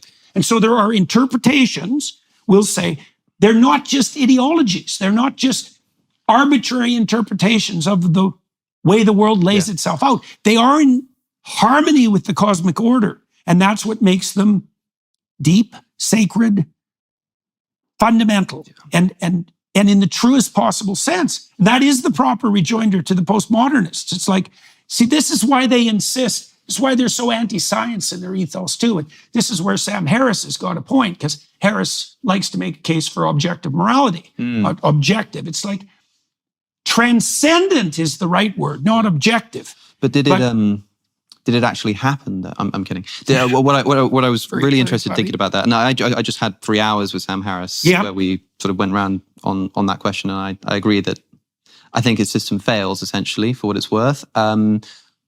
He's got a point. He wants to ground morality in something that isn't a mere postmodern illusion. And there's something to be said for that. I want to know how much, like, the story of the Old Testament or the Hebrew Bible, the story of Abraham, train a large language model on that because it's integrated into the cosmic order, however you want to say it. How far do you go with this? I mean, like, do you train this model on the New Testament? Know. Do you train it on the epistles? We're playing with that. I don't know. Do you train it on John Milton? Good question. Dante. Ovid. So imagine, that's a very good question. So imagine that at the foundation, you have the biblical library. Okay, but then you have, like you said, the secondary literatures. What about the Quran? We want to train a separate one on the Quran. Keep them and then we want to have them debate. Yeah. Well, what's really interesting in the case of Islam, because there's an insistence in the Islamic world that the entire epistemology is actually contained in the text and nothing else. I think the mistake that people make in comparative religion between Islam and Christianity is that they think that the Bible in Christianity is what the Quran is in Islam. Yeah, right. That's just not the case. In Islam, the word becomes a book, and in Christianity, the word becomes a person. Yeah. I think Jesus is to Christianity what the Quran is to Islam, right? Absolutely. That's probably that's a big difference. I think that's a mistake that people make, partly because, the Quran is infallible. Right. You can't think that any word of the Quran is wrong because it's the literal and altered word of God. Whereas with the Bible, you've got a bit more leeway, say it's mythology, or maybe there's a historical contradiction, but it's not actually that much of a problem. However, if you had Jesus in front of you, you can't contradict him, right? I think that's an important distinction for people to keep in mind. That also makes the logos the living word. Yeah, right. Which is it makes it more difficult to put forward the somewhat naive criticism that I think people often make of the Gospels as contradicting each other. Because again, like we're talking like historically here, was Herod on the throne at the same time Quirinius was the governor of Syria as Lucius? Yeah. And it's sort of like, in a sense, who cares? I mean, one of the points that my friend John Nelson has made brilliantly is, have you ever come across the concept of the what do they call it? The Churchillian drift, where a bunch of quotes that Churchill never said just get attributed to him. I find that that's the best part of the breakfast is that's part of the pattern of mythologization. If someone says, I think they fall into his orbit because they're of his type. I think the best breakfast in the morning is a glass of champagne, a hearty glass of champagne, right? He never said that, but people sort of think maybe he said that. Sounds like something Churchill might have said. Same thing happens with C.S. Lewis. Now, the point that my friend John pointed out to me was that, well, if all you had, the only information you had about Winston Churchill was a book of apocryphal quotes that people had attributed to him and agreed that he'd said, you'd still probably get a pretty good idea about who Winston Churchill was. And that's something you can do with the Bible. Well, that's partly because or the Gospels. You put something, you see, let's say that there's a shape, there's a three-dimensional shape on the wall, and the wall's like flat white, so you can't really see it. So what you want to do is you want to throw a bunch of like garbage at the wall, so to speak. And the outline, despite the fact that everything you throw at the wall is garbage and it lands in many different places, if you throw enough of it at the wall, you'll get the shape. Yeah. Well, it's partly because you can imagine that there's a set of sayings that have been misremembered, but a fairly comprehensive set. You're still going to be able to extract signal, right? There's going to be noise, but there's going to be signal there. That's partly because the truth will be encoded in the panoply of the... That's why it's a bigger problem if somebody points out like some flat historical... if there was discovered just like a flat historical contradiction in the Quran, that'd be a big problem because the Quran is the literal word of God. If someone points out a flat historical contradiction in the Gospels, it kind of doesn't matter as much because you're able to accept that maybe that is just a contradiction, but the thing that matters is the word of God. And the word of God is not the Gospel of Luke or the Gospel of John, but the person that they were sort of writing about. Well, that's also partly, you see, that you just pointed to another reason why I don't like the over-concretized questions. Yeah. It's like, you're looking for truth in the wrong place there, buddy. I understand that, but it also depends on what kind of truth you're looking for, right? Because for me, as an interested third party, everything depends on that. I'd really like to know if Jesus actually rose from the dead as a historical fact. I'd love to know if there was a real Exodus. That's really interesting and important to me. Now, as somebody who doesn't believe that those things did happen, I still have access to the meaning of the story of something like a resurrection. Well, let's assume, just for the sake But I'm not a Christian. It's not enough for me to say, well, do I believe that, self-sacrifice is at the basis of a meaningful life. Oh, maybe, but that's not enough to make me a Christian because I don't believe it's the case. I'm quite interested actually how, I mean, you're obviously quite attracted to Christianity and the Christian story. I mean, you I think Jesus it's on your jacket, but I'm interested how that dovetails with your insistence on personal responsibility as the way to live a proper and meaningful life, given that the story of Jesus is one of vicarious redemption. I sort of throw my sins on him, you know. He takes responsibility for the sins that I've committed. Yeah, well, I wonder how those go together. What would you say? No, Jesus. Look, Jesus it's really good. Clean up It's your room really for good you, to you know? have a divine ally. Mm. And I think the more unerringly you aim upward, the more you walk with God. Mm-hmm. And that does mean that Christ is beside you. Mm-hmm. And so that is a reflection of the truth of vicarious redemption. But that doesn't mean you have nothing to do. Mm. Right. And Christ makes that very clear in the Gospels. Not everyone who says, Lord, Lord, will enter the kingdom of heaven, right? Only those who do the will of my Father. You must be willing to hate your brother and your father. There's a tension there because the vicarious redemption idea is a reflection of the mercy of God. Mm. It's like if you, and I believe this to be the case, as I said, if your aim is upward, then God is your ally, right? And so he's there with you, bearing the cross, but you're still obliged to carry it, right? And you see that in the story too. That's embedded in the Passion story because there's an insistence in traditional Christianity that the suffering and the death that a man would experience in that situation were real, despite the fact that God was also experiencing it, right? So there's this duality. And I think that's reflected in the idea of vicarious redemption when it's understood properly. It's like, yes, you'll have, here's another way of thinking about it, is that if you aim upward unerringly, you have the spirit of what's good. What are you saying? You've established a relationship with the spirit of what's the highest good. Well, then that's with you. And that's not just a reality. It's like the ultimate reality. It's partly, it's Nietzsche even alluded to that when he said, if you have a why, you can bear any how. Yeah. Well, what why? Well, the ultimate why. Well, what does that enable you to do? To bear the ultimate how. And that's exactly what the Passion story is. And so there is a vicarious redemption there because if you do it properly, you don't have to do it alone. But that doesn't mean that there's nothing on you. You know, and you see that too. There's an insistence in the entire biblical library that what humans are called to do is real. Like we're made in the image of God. We're participating in the process by which possibility is transformed in order. We're building, as far as I'm concerned, we're either building the city of God or we're building its alternative, right? With the domain of hell. Actually, right? Actually, really, as well as metaphysical. I mean, it's interesting you say hell and actually in the same sentence because... Well, it's easier to believe in hell than heaven. Well, one of the other criticisms that I made of you in this video was that I felt like you were appropriating religious language illegitimately to apply a sense of the sacred to profane things, to mundane things. And that's perhaps, like what? Perhaps one example. So I can give you a few examples. I mean, one is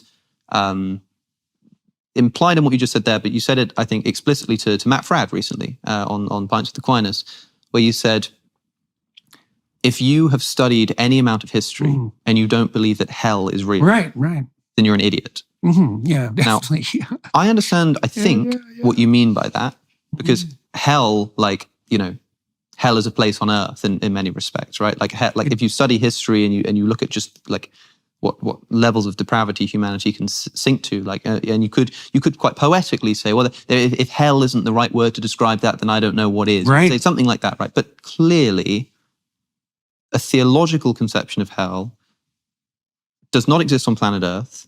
It's somewhere you go after you die. It's not so clear. I wouldn't say it's so clear. Well, certainly not in the Jewish tradition. And okay, Dante? Maybe not. But like, I mean, like a modern Christian who asks you, for example, do you believe in hell? And you know that what they mean. They mean the place you go after you die. The place you go after you die. Then well, when you respond and say sort of, well, of course hell is real. Well, you don't believe in hell? Have you studied any amount of history? If you know, it's sort of, it feels like you're sort of describing two different things. There's a equivocation. See, there's a concordance there between that concept of eternal punishment in the afterlife and the hell that unites all totalitarian states. But I don't know what the concordance is.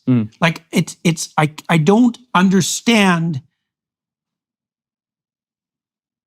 Like, do you think and I don't speculate generally on anything that's, let's say, beyond death. I mean, what the hell can you say about that? I don't have anything to say about that. But that's another I don't know point, right? So if I ask you, for example, you know, do you think that Hitler is being punished now? You know, I mean, he's dead, but is he being punished? Or did he ever get punished? The answer to that question is something like, what is the relationship between the evanescent consciousness of man and eternity? And the answer is, we don't know. Yeah, when Matt Fradd asked you, do you believe in an afterlife? You said that something like your behaviors or your actions resonate through eternity. There's that, which is, in a way, an evasive answer too. But the thing is, we don't understand. We exist in relationship to the infinite, obviously.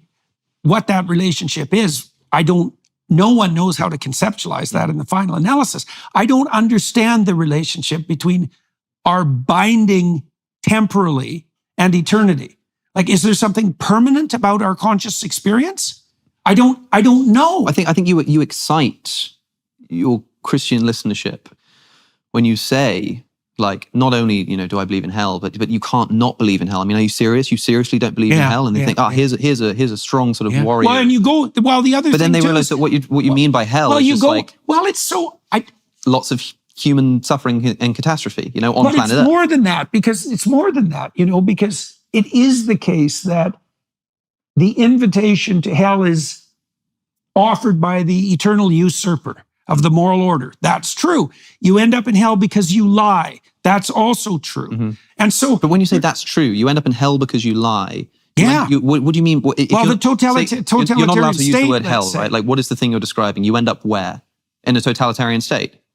Yes. And that's fine. A state of ultimate misery. But I think this is where somebody might be prone to confusion. And you could say that's their fault, maybe it is. But if somebody's listening to you and do you believe in hell? And you say, of course I believe in hell. How can you not believe in hell? And they go, you know, thank goodness, because that of course is my worldview. I'd love to know how I can defend my vision of hell. And then they realize that when you say hell, what you actually mean is something like totalitarian human regimes. I guess I mean at least that. Sure. Right? And so fine. I'm often trying to make a minimal case, right? If I'm trying to elaborate on the meaning of a religious text, what I'm trying to say in all humility is it means at least this. Now, does that cover the entire territory of the meaning? That's very unlikely. You're going to give an exhaustive account? I don't think so. What does that mean in eternity? It's the same question, and then we should draw this part to a close. It's the same question in some sense as the reality of the resurrection of Christ. So the Christian interpretation is Christ defeats death and hell. Okay, well, the logical objection to that is, well, where's the evidence for the defeat? Since death still exists, and so does malevolence. Yeah, sure. Well, the Christians then will escape, so to speak, into something like a symbolic interpretation and say, well, it's true in eternity. And I think fair enough. I do believe that the idea that Christ defeated death and hell is true. But I don't know what that means. Yeah. And that does that bother me? Well, I'd rather know, and I'm continuing to investigate it. But I do know, for example, Ayaan Hirsi Ali, who recently became a Christian, she just had a conversation with Richard Dawkins. Yeah, it hasn't gone out yet. I was there. I had the privilege of being. So I've already heard it. You know, I know what they spoke about. But one of the things that Ayaan does is, and I've described it as sort of almost comical, the way that Ayaan talks about her struggle with depression, suicidality, total hopelessness, and then finds that by praying, she's able to sort of elevate her life. And then cuts to Richard Dawkins, sort of, but do you believe that Mary was a virgin when she gave birth? You know, right? It was funny. It was, I couldn't. Level of analysis problem. At the same time, I sort of understood it because, and Dawkins says, but surely when you go to church, you're having these feelings, and you must recognize that the things he's saying at the pulpit are nonsense. And Ian said that she chooses to believe it. She says that I no longer find it to be nonsense because what she implied, and I don't want to put words in her mouth, I can't remember, but it was something like, look, I've been so captured by this meaning that although I don't really understand what it means to say that, Jesus was born of a virgin, I just choose to believe it. Well, now okay. that's fine. Well, but what she does, what I was going to say is what she does is says that this to me is like a mystery. I don't really know exactly what it means, but I choose to believe that it's true. And I wonder if that's something like what you're doing here when you say that you believe it's true. Well, I can just tell you what my experience has been in this sort of thing. So I've spent a lot of time digging into the substructure of mythological accounts, right? In many different cultures. Yeah. Now, and my experience continually is the deeper I look, the more that's there.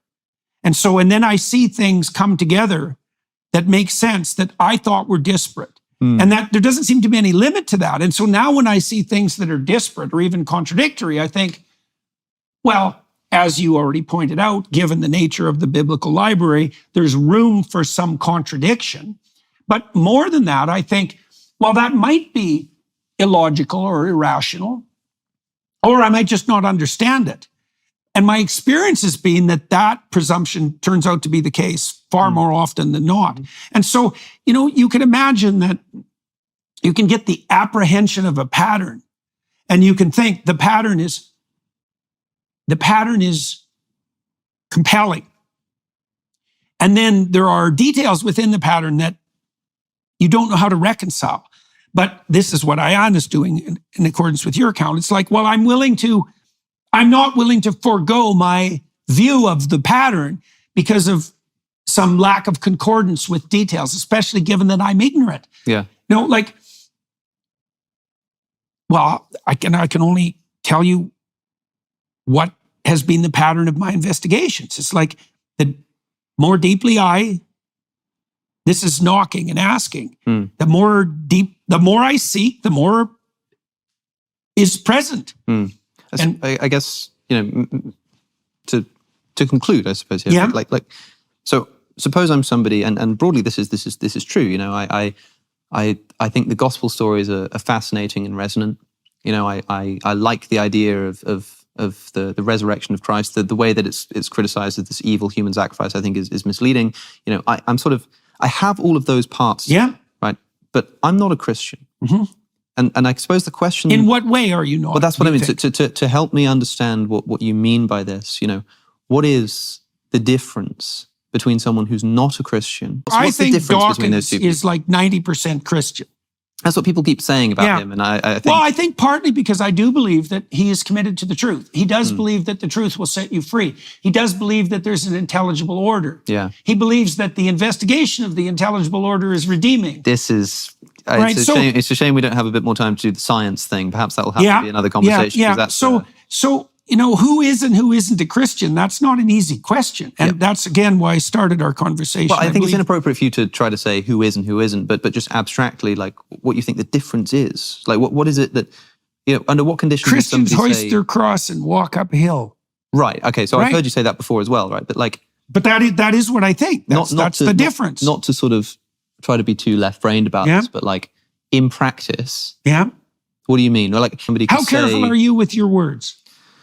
Well, I try to be careful.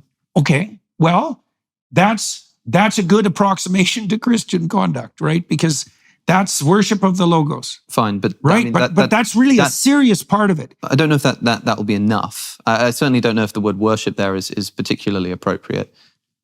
How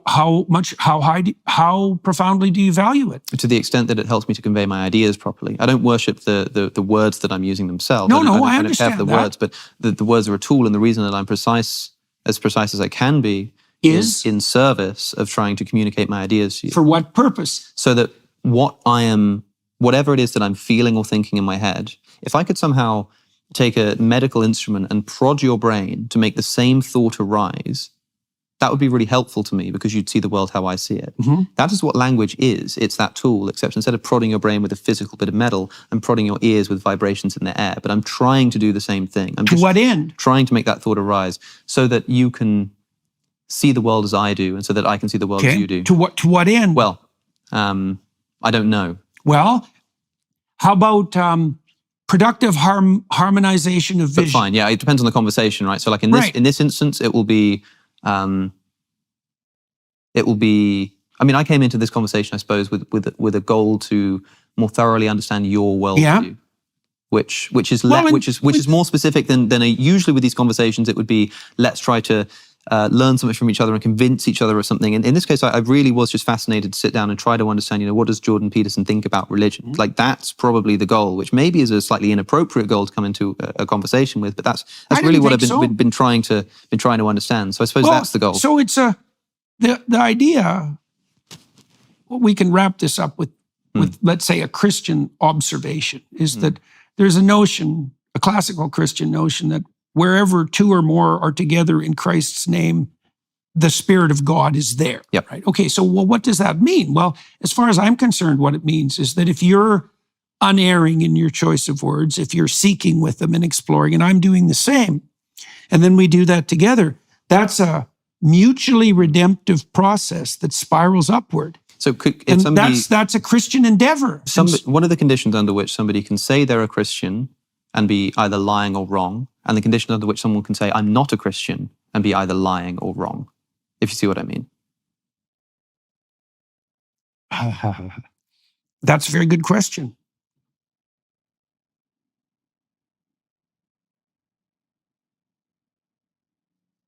Well, something came to mind right away when you asked that question, like pretty much instantly. It said, the redemptive... There's a reason that Christ is represented as the person who took the sins of the world onto himself. Well, that's the essence. It's like the world is a fallen place, and you have the responsibility to do something about that. And the degree to which you take that responsibility onto yourself, that's the degree to which you are a Christian follower of Christ. I suppose it's not an on and off switch. That was it's unfair to frame it as such. I suppose it's not like you either are an on or off switch. It's not like you're. Well, I think you want to make a Christian or you're not. Well, it's like you're more or less. When Jacob decides to be a good person instead of a bad person, he builds an altar, and it signifies his willingness to sacrifice his past self. I think that people decide in many ways, and maybe multiple times, whether they're going to aim up or not. Now, that's that initial commitment. It's like a baptism in a sense, that you've decided that you're going to aim up. Okay, well, now you can do that badly, because you will. And you see this in the Old Testament accounts of the prophets all the time. A lot of them are pretty reprehensible when they first find their feet. But you can stumble your way uphill. And that is the essence of Christian belief, is to stumble your way uphill with the maximum load you can bear. And the thing that's so fascinating about that is that that's also the pathway of maximal meaning. And that meaning is exactly what enables you to bear the load. So it's a very paradoxical, what would you say? It's a very paradoxical reality. And I think the essence of the Christian faith is the imitation of Christ. It's not the mouthing of the words. Now, that doesn't mean the words shouldn't be in accordance with the commitment. They should be. But the commitment can't be reduced to the utterance. The commitment is the carrying. Right. As and the carrying in relationship to a goal. In the imitation of Christ. It's in the imitation. The text, I mean, the book, the imitation of Christ. You won't be judged on what you say, but what you've done. Yeah, well, and I don't mean, that also doesn't mean that the treasure that you stack up on earth is an indication of your transcendent value, right? You shouldn't fall into the justification by works heresy. Right. But with that coda firmly in mind, I don't think there's anything in that proposition that isn't in accordance with the gospel accounts. Christ calls on his disciples to be followers, right? To walk the same path. And they're given the power to do the same things because of that. And Christ says himself that the people who come after him, which means us, will be capable of more than he managed. Right. Well, that doesn't mean that there's no redemption by proxy, let's say, because we already covered that, is that if you aim up, you have the Spirit that's inviting you up. You've invited it to take residence in you. And that's true. That's true, as far as I can see. I think it's the most accurate way of construing the situation. That does give you a form of, it gives you what I found, right? It gives you a spine. But that doesn't mean you don't have a cross, right? And that you see that insistence in the gospel accounts. As I said, the insistence that Christ suffered as a man despite having God, being God. Those are both true at the same time. So the Christian pathway is the pathway of maximal self-sacrificial responsibility. Right.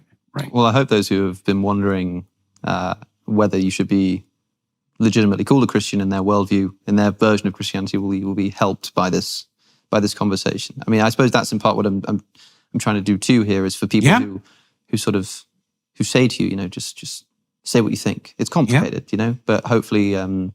Well, I am trying to say what I think. It's just that the world's a complicated place. Yeah. Well, hopefully we're helping to make it. It's nice to get your words in pristine order, but the more complicated the topic, the longer it takes to manage that with stellar precision.